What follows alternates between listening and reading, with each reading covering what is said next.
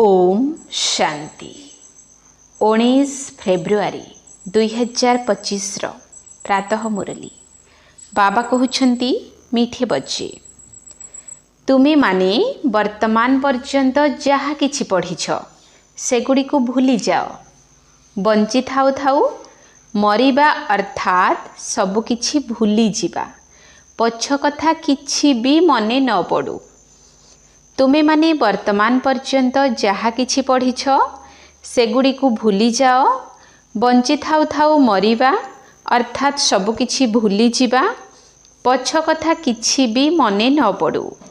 प्रश्न, जेउ माने बंची थाउ थाउ पूर्ण रूप रे मरी नाहंती सेमानकर लक्षण कौन होइथिबो? जेउ माने बंची थाउ थाउ पूर्ण रूप रे मरी नाहंती सेमानकर लक्षण कौन होइथिबो? उत्तर, सेमाने बाबांक सहित मध्य जुक्ति तर्क करि चलिबे, शास्त्र पुराणर उदाहरण देउथिबे। जेउ माने संपूर्ण रूपे मरी जाइछंती सेमाने कहिबे बाबा जहा सुनाउछंती ताहा ही सत्य अटे। आमे अधा कल्प जहा सबु शुणिथिलु ताहा मिथ्या थिला, सेथिपाई एबे सेगुडी को मुखरे मध्य उच्चारण करिबार नाही। बाबा कहउछंती खराब कथा सुण नाही। गीत ओम नमो शिवाय। ओम शांति। पिला मानकु बुझा जाइछि जेतेबेले शांति रे बसाउछ जहाको निष्ठा बोली कहा जाउछि सेतेबेले एही ड्रिल सिखा जाउछि। एबे बाबा बसी आत्मिक संतान मानकु बुझाउछंती कि जेउ माने बंची थाउ थाउ मरी जाइछंती सेमाने कहउछंती आमे बंची थाउ थाउ मरी जाइछु। जेपरि मनुष्य मरी गले सब किछि भूली जाई थाए, केवल संस्कार रही जाई थाए। एबे तुमे मध्य बाबांकर होई एही दुनियारू मरी जाइछ। बाबा कहउछंती तुम पाखरे भक्तिर संस्कार थिला, एबे सेही संस्कार बदलुछि। तेणु बंची थाउ थाउ तुमे मरी जाउछ ना। मनुष्य जहा पढ़ी थाए मरीगला परे सब किछि भूली जाई थाए, पुणी परजन्मरे नुआ भावरे पाठ पढ़िबाको पड़ी थाए। बाबा मध्य कहउछंती तुमे जहा किछि पढ़िछ ताकू भूली जाओ। तुमे तो बाबांकर होइछ ना, मु तुमको नुआ कथा सुनाउछि। तेणु एबे वेद शास्त्र ग्रंथ जप तप आदि सबु कथा भूली जाओ। सेथिपाई कहउछंती खराब कथा सुण नाही, खराब कथा देख नाही। एहा तुम पिला मानक निमंते उद्दिष्ट। केही केही बहुत शास्त्र आदि पढ़ी थांती, पूर्ण रूप रे मरी नाहंती, तेणु सेमाने फालतू जुक्ति तर्क करि थांती। पूरा मरी गले केबे भी जुक्ति तर्क करिवे नाही। कहिबे बाबा जहा सुनाउछंती ताहा ही सत्य, बाकी कथा आमे मुखरे काहींकी धरिबू? बाबा कहउछंती ए कथा मुखरे धर ही नाही, खराब कथा सुण नाही। बाबा निर्देश देइछंती ना, किछि भी सुण नाही। कुह एबे आमे ज्ञान सागरंकर संतान होइछु, तेणु भक्ति को काहींकी मने पकाइबू? आमे एकमात्र भगवान को ही मने पकाउछु। बाबा कहउछंती भक्ति मार्ग को भूली जाओ। मु तुमको सहज कथा सुनाउछि कि मु बीज मते मने पकाओ, तेबे सारा वृक्ष बुद्धि रे आसी ही जीव। गीता तुमर मुख्य शास्त्र अटे। गीता रे ही भगवान बुझाइछंती, तेबे एहा हेउछि नुआ कथा। नुआ कथा उपरे सर्वदा अधिक ध्यान दिया जाई थाए। कथा मध्य बहुत साधारण अटे। सबुठारु बड़ कथा हेला तांकु मने पकाइबा। तेणु बारंबार कहिबाकु पड़ुछि मनमना भव, बाबांकु मने पकाओ। एहा बहुत गुह्य कथा, एथिरे ही विघ्न पड़ुछि। अनेक संतान अछंती जे कि सारा दिन रे 2 मिनिट मध्य मने पकाउ नाहंती। बाबांकर होई मध्य भल कर्म करू नाहंती, तेणु मने मध्य पकाउ नाहंती, विकर्म करि चलिछंती, बुद्धि रे रहु ही नाही। तेणु कुहाजिब एहा बाबांक आज्ञार निरादर अटे। सेमाने पाठ पढ़ी पारिबे नाही, तांकु सेभଳି शक्ति मध्य मिलिब नाही। शारीरिक पाठपढ़ा द्वारा मध्य बल मिली थाए ना। पाठपढ़ा रोजगार आधार अटे। शरीर निर्वाह होई थाए ताहा मध्य अल्प काल पाई। जदि केही पढ़ु पढ़ु मरी जाती तेबे से पाठपढ़ा कौन साथी रे नहीं जिबे। परजन्म रे पुणी नुआ रूप रे पाठ पढ़िबाकू पड़िबो। एठारे तो तुमे जेते पढ़ुछ ताकू साथी रे नहीं जिबो, काहेकि ना तुमे परजन्म रे एहार प्रारब्ध पाउछ। बाकी तो से सब हेउछि भक्ति मार्ग। कौन कौन जिनिस सब रहिछि एक कथा केही जानि नाहंती। आत्मिक पिता तुम आत्मा मानकू ज्ञान देउछंती। तेबे कल्परे थरे मात्र बाबा अर्थात परमात्मा आसी आत्मा मानकू ज्ञान देउछंती, जहा द्वारा तुमे माने विश्वर मालिक होई जाउछ। भक्ति मार्ग रे स्वर्ग न थाए। एबे तुमे धरणीकर अर्थात बाबांकर होइछ। माया बहुत थर पिला मानकू अनाथ करि देई थाए। छोट छोट कथारे परस्पर सहित लड़ाई करि थांती। बाबांको स्मृति रे रहु नाहंती, तेणु अनाथ हेले ना। अनाथ हेले निश्चित किछि ना किछि पाप कर्म करिदेबे। बाबा कहउछंती मोर होई मोर नाम बदनाम कर नाही। परस्पर सहित बहुत स्नेह रे चल। ओलटा सीधा कथा कुह नाही। बाबांको एहीपरि अहल्या कुब्जा सबरी मानकर मध्य उद्धार करिबाकू पड़ुछि। कहंती जे सबरीर कोଳି खाइथिले। एपरि कौन केबे सबरी ठारू खाइबे। सबरीरू जेतेबेले ब्राह्मणी होई जाउछंती तेबे पुणी काहेकि न खाइबे। सेथिपाई ब्रह्मा भोजनर महिमा रहिछि। शिव बाबा तो खाइबे नाही, से तो अभोक्ता अटंती। बाकी ही रथ तो खाउछंती ना। तुम संतान मानकू काहा सहित जुक्ति तर्क करिबा दरकार नाही। सर्वदा निजकू निरापद रे रखिबा दरकार। दुईटी अक्षर ही कुह। शिव बाबा कहउछंती। शिव बाबा को ही रुद्र कुहा जाउछि। रुद्र ज्ञान यज्ञ विनाश ज्वाला बाहरुछि, तेणु रुद्र भगवान हेले ना। कृष्ण को तो रुद्र कुहाजिब नाही। विनाश मध्य कृष्ण कराउ नाहंती। बाबा ही स्थापना विनाश पालना कराउछंती। निजे किछि करू नाहंती, नचेत दोष लागि जीव। से करन करावनहार अटंती। बाबा कहउछंती विनाश कर बोली मु कहू नाही। ए सब किछि ड्रामा रे निर्धारित होई रहिछि। शंकर कौन किछि करूछंती कि किछि भी नही। केवल गायन रहिछि जे शंकरंक द्वारा विनाश हेउछि। बाकी विनाश तो से स्वतः करूछंती। एहा अनादि पूर्व प्रस्तुत ड्रामा अटे, जहा बुझा जाउछि। रचयिता बाबांको ही समस्ते भूली जाइछंती। कहउछंती ईश्वर पिता रचयिता अटंती, किंतु तांको केही भी जानि नाहंती। जानिछंती जे से दुनियार सृष्टि करूछंती। बाबा कहउछंती मु सृष्टि रचना करू नाही, सृष्टि को परिवर्तन करूछि। कली जुग को सत्य जुग करूछि। मु संगम जुग रे आसुछि, जेउथि पाई गायन रहिछि सुप्रीम ऑस्पिशियस जुग, पुरुषोत्तम कल्याणकारी जुग। भगवान कल्याणकारी अटंती। से समस्तंकर कल्याण करूछंती, किंतु किपरि एवं कौन कल्याण करूछंती एकथा किछि जानि नाहंती।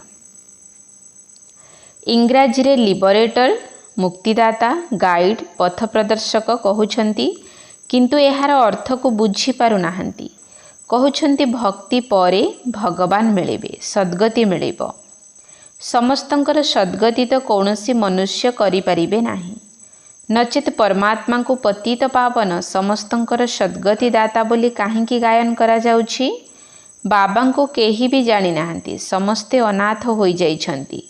बाबांक ठारू विपरीत बुद्धि होई जाइछि। एबे बाबा कौन करिवे। बाबा तो निजे मालिक अटंती। तांकर शिव जयंती मध्य भारत रे पालन करूछंती। बाबा कहउछंती मु आसीछि भक्त मानकू फल देबा पाई। मु भारत रे ही आसुछि। आसीबा पाई मोर शरीर तो निश्चय दरकार ना। प्रेरणा द्वारा किछि भी हेब नाही। एहांक शरीर रे प्रवेश करी एहांक मुख द्वारा तुमको ज्ञान देउछि। एहा गौमुखर कथा नुही। एहा तो एही मुखर कथा अटे। मुख तो मनुष्यर दरकार, जीवजंतुंकर नुही। एतिकी मध्य बुद्धि काम करू नाही। ଅନ୍ୟପଟେ ପୁଣି ଭାଗୀରଥ ଦେଖାଉଛନ୍ତି। ସେ କିପରି ଏବଂ କେବେ ଆସୁଛନ୍ତି ଟିକିଏ ହେଲେ ବି କାହାକୁ ଜଣା ନାହିଁ। ତେବେ ବାବା ବସି ପିଲାମାନଙ୍କୁ ବୁଝାଉଛନ୍ତି ଯେ ତୁମେ ମରିଯାଇଛ, ତେଣୁ ଭକ୍ତି ମାର୍ଗକୁ ଏକଦମ ଭୁଲିଯାଅ। ଶିବ ଭଗବାନ ବାଚ ମୋତେ ମନେ ପକାଇଲେ ବିକର୍ମ ବିନାଶ ହୋଇଯିବ। ମୁଁ ହିଁ ପତିତ ପାବନ ଅଟେ। ତୁମେ ପବିତ୍ର ହୋଇଗଲେ ପୁଣି ମୁଁ ସମସ୍ତଙ୍କୁ ଘରକୁ ନେଇଯିବି। ଘରେ ଘରେ ଏହି ସନ୍ଦେଶ ଦେଇଦିଅ। ବାବା କହୁଛନ୍ତି ମୋତେ ମନେ ପକାଅ, ତେବେ ବିକର୍ମ ବିନାଶ ହୋଇଯିବ, ତୁମେ ପବିତ୍ର ହୋଇଯିବ। ବିନାଶ ସମ୍ମୁଖରେ ରହିଛି। ତୁମେ ଡାକୁଛ ମଧ୍ୟ, ହେ ପତିତ ପାବନ ଆସ, ପତିତମାନଙ୍କୁ ପବିତ୍ର କରାଅ, ରାମରାଜ୍ୟ ସ୍ଥାପନ କର, ରାବଣ ରାଜ୍ୟରୁ ମୁକ୍ତ କର। ପ୍ରତ୍ୟେକ ନିଜ ନିଜ ପାଇଁ ଚେଷ୍ଟା କରୁଛନ୍ତି। ବାବା ତ କହୁଛନ୍ତି ମୁଁ ଆସି ସମସ୍ତଙ୍କୁ ମୁକ୍ତି ପ୍ରଦାନ କରୁଛି। ସମସ୍ତେ 5 ବିକାର ରୂପୀ ରାବଣର ଜେଲରେ ପଡ଼ିଛନ୍ତି। ମୁଁ ସମସ୍ତଙ୍କର ସଦ୍ଗତି କରୁଛି। ମୋତେ ଦୁଃଖ ହର୍ତ୍ତା ସୁଖ କର୍ତ୍ତା ବୋଲି କୁହାଯାଉଛି। ରାମରାଜ୍ୟ ତ ନିଶ୍ଚିତ ନୂଆ ଦୁନିଆରେ ହେବ। ତୁମ ପାଣ୍ଡବମାନଙ୍କର ଏବେ ପ୍ରୀତି ବୁଦ୍ଧି ଅଟେ। ଏମିତି ତ ଅନେକ ଅଛନ୍ତି ଯେଉଁମାନଙ୍କର ତୁରନ୍ତ ପ୍ରୀତି ବୁଦ୍ଧି ହୋଇଯାଇଥାଏ। କାହାର ପୁଣି ଧୀରେ ଧୀରେ ପ୍ରୀତି ହୋଇଥାଏ। କେହି ତ କହନ୍ତି ବାସ୍ ଆମେ ସବୁକିଛି ବାବାଙ୍କୁ ଅର୍ପଣ କରିଦେବୁ। ଏକମାତ୍ର ବାବାଙ୍କ ବିନା ଦ୍ୱିତୀୟ ଆମର କେହି ନାହାନ୍ତି। ସମସ୍ତଙ୍କର ସାହାରା ଏକମାତ୍ର ଭଗବାନ ହିଁ ଅଟନ୍ତି।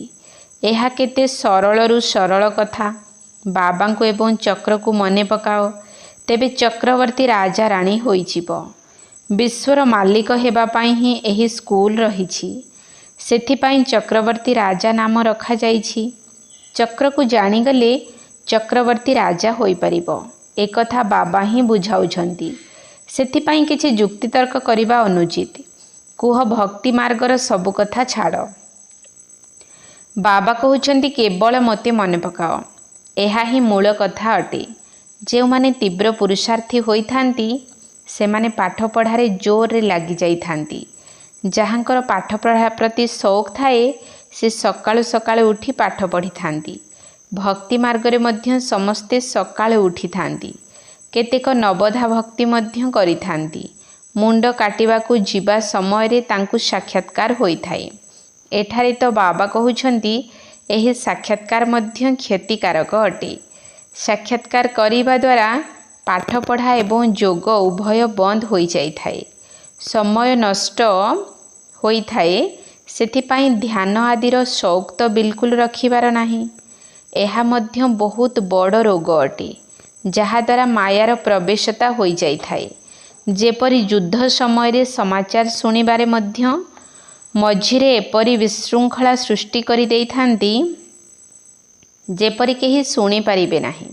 ସେହିପରି ମାୟା ମଧ୍ୟ ବହୁତଙ୍କର ବିଘ୍ନ ପକାଇଥାଏ। ବାବାଙ୍କୁ ମନେ ପକାଇବାକୁ ଦିଏ ନାହିଁ। ତେବେ ଜଣାପଡ଼ିଯାଏ ଯେ ଏହାଙ୍କ ଭାଗ୍ୟରେ ବହୁତ ବିଘ୍ନ ଅଛି। ଦେଖିବାକୁ ହୁଏ କି ୟାଙ୍କ ଭିତରେ ମାୟା ପ୍ରବେଶ କରିନାହିଁ ତ? ମର୍ଯ୍ୟାଦା ବହିର୍ଭୂତ କଥା କିଛି କହୁନାହିଁ ତ? ଯଦି ସେପରି କହୁଥାନ୍ତି ତେବେ ବାବା ତାକୁ ତୁରନ୍ତ ତଳକୁ ପଠାଇ ଦେଇଥାନ୍ତି, ଅର୍ଥାତ୍ ସାକ୍ଷାତକାର ବନ୍ଦ କରିଦିଅନ୍ତି। ତେଣୁ ବହୁତ ଲୋକ କହିଥାନ୍ତି ଯଦି ଆମକୁ କେବଳ ସାକ୍ଷାତକାର ହେବ ତେବେ ଆମେ ଏତେ ସବୁ ଧନ ସମ୍ପତ୍ତି ଆଦି ଆପଣଙ୍କୁ ଦେଇଦେବୁ। ବାବା କହୁଛନ୍ତି ତୁମେ ତୁମର ଧନ ସମ୍ପତ୍ତି ନିଜ ପାଖରେ ହିଁ ରଖ। ଭଗବାନଙ୍କୁ ତୁମ ଟଙ୍କା ପଇସାର କ'ଣ ଦରକାର? ବାବା ତ ଜାଣିଛନ୍ତି ଏହି ପୁରୁଣା ଦୁନିଆରେ ଯାହା କିଛି ଅଛି ସବୁ ଭସ୍ମ ହୋଇଯିବ। ବାବା ସେସବୁ ନେଇ କ'ଣ କରିବେ?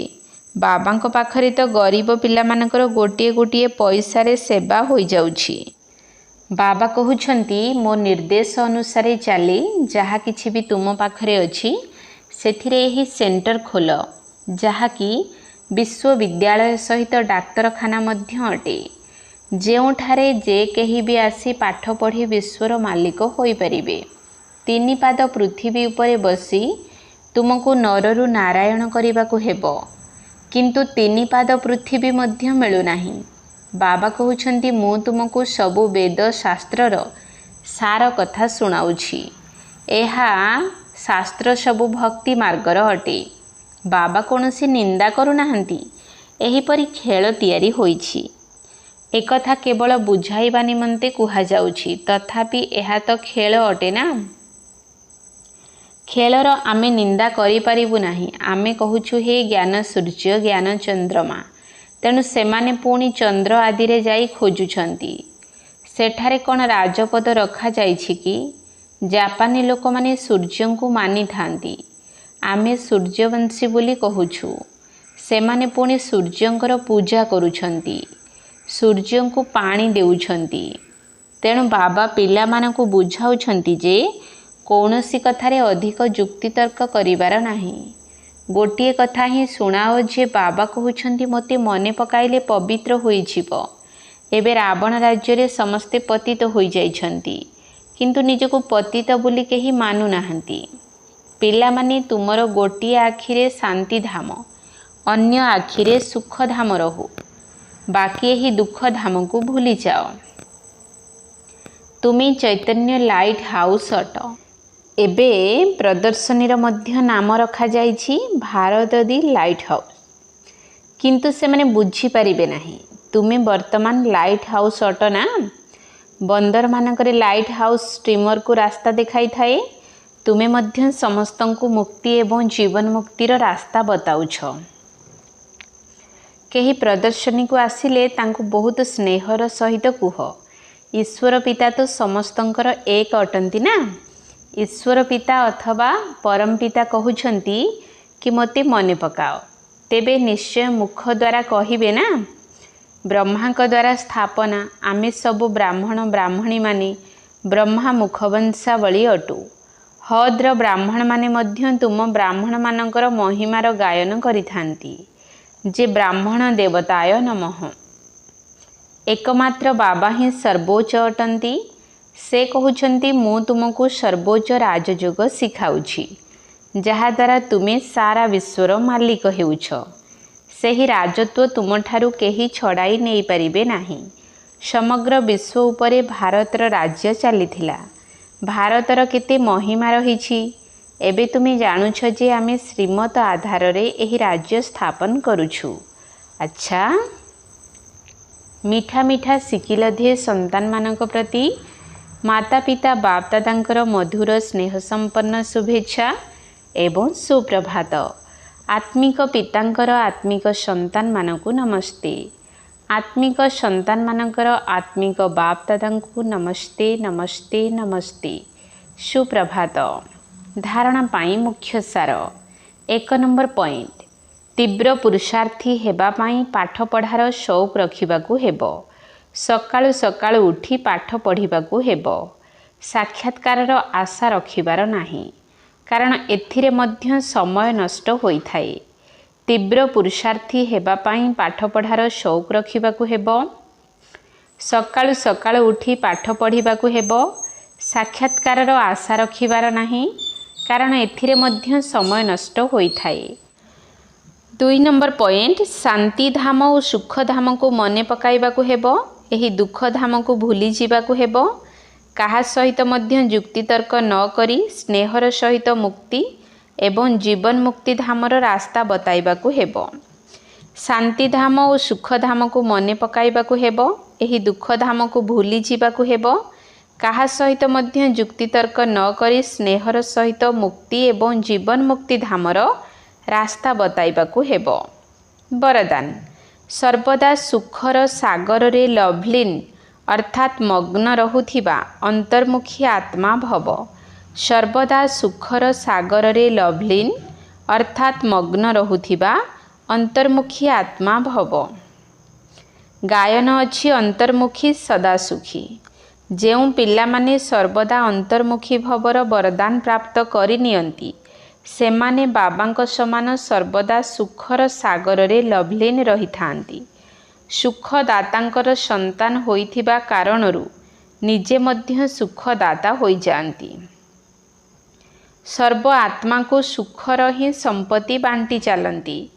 ତେଣୁ ଏବେ ଅନ୍ତର୍ମୁଖୀ ହୋଇ ଏଭଳି ସମ୍ପନ୍ନ ମୂର୍ତ୍ତି ହୋଇଯାଅ, ଯାହାକି ତୁମ ପାଖକୁ ଯିଏ ବି ଆସୁ, ଯେକୌଣସି ଭାବନା ରଖି ଆସୁ, ନିଜର ଭାବନାକୁ ସମ୍ପନ୍ନ କରିଯାଉ।